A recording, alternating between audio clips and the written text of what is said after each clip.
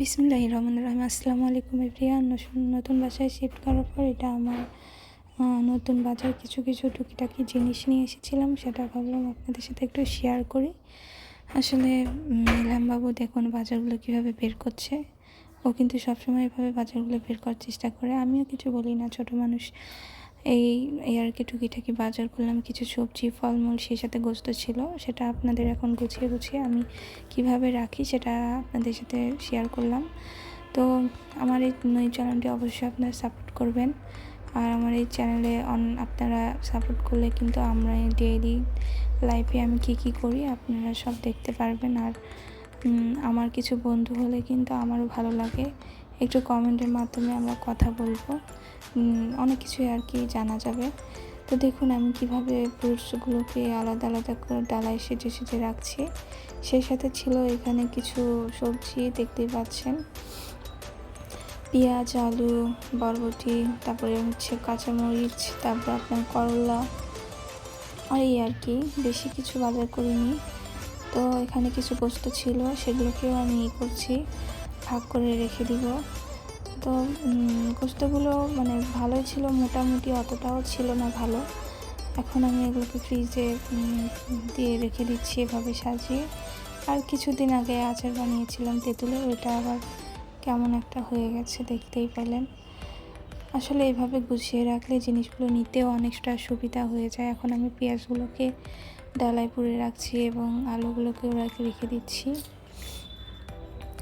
আর এভাবে আমি এই রকম চাল রেখে দিই, তাহলে আমার নিতে সুবিধা হয় আর কি।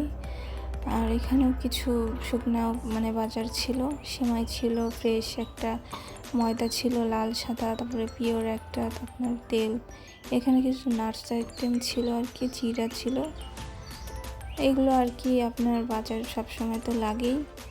এখন আমি নাটসগুলোকে একটু ভাগ করে রেখে দিচ্ছি, সুবিধা ক্ষেত্রে নিতে আমার অনেকটা সুবিধা হয়ে যাবে। তো রমাদান শেষের দিকে চলে আসলো। এখন তো আপনার আবার স্বাভাবিক হয়ে যাবে দিনগুলি। এই রোজার এক মাসটা অনেক ভালো লাগে আর কি, রোজার এক মাসটা অনেক শান্তি লাগে। আবার কবে আবার সেই আসবে রোজা আবার। এখন আমি ইফতারে যা করেছিলাম আইটেম, সেগুলো একটু আপনাদের সাথে শেয়ার করলাম। তো এখানে বিরিয়ানি ছিল, আর বাসায় কিছু বানানো ইফতার আইটেম ছিল, ফ্রুটস ছিল, নুডলস ছিল, এই আর কি বাসায় বানানোর চেষ্টা করি সবসময়। বাইরের ইফতারগুলো শরীরের জন্য অনেকটা ক্ষতি করে, জন্য আমি সবসময় বাসায় বানানোর চেষ্টা করি। এই আমরা আর কি পরিবেশন করছি এখন ইফতারের জন্য।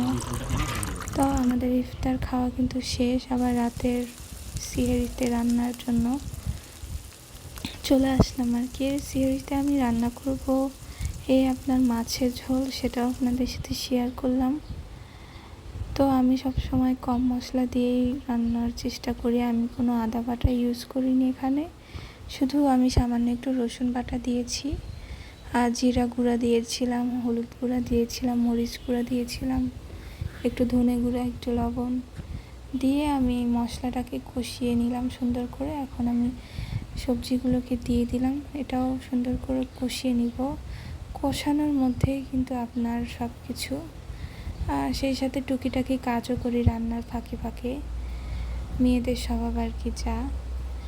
তো সারাদিন রোজা রাখার পরে বেশি কিছু আর রান্না করতে ইচ্ছা হলো না, তাই আপনার শর্টকাটে সবজিটাই বানিয়ে নিলাম আর কি, সবজি ঝোল।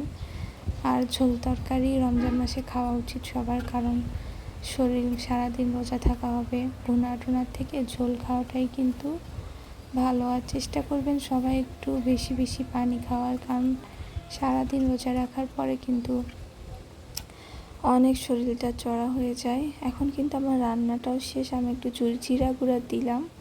আমি এটা সব রান্নাতেই ইউজ করি, জিরা গুঁড়াটা আমার ফ্লেভারটা অনেক ভালো লাগে, আর স্বাদটা কিন্তু দ্বিগুণ বেড়ে যায়। আজকের ব্লগটি বন্ধুরা এই পর্যন্তই থাকবে, নেক্সট ব্লগে আপনাদের সাথে আমার আবার দেখা হবে। সবাই ভালো থাকবেন।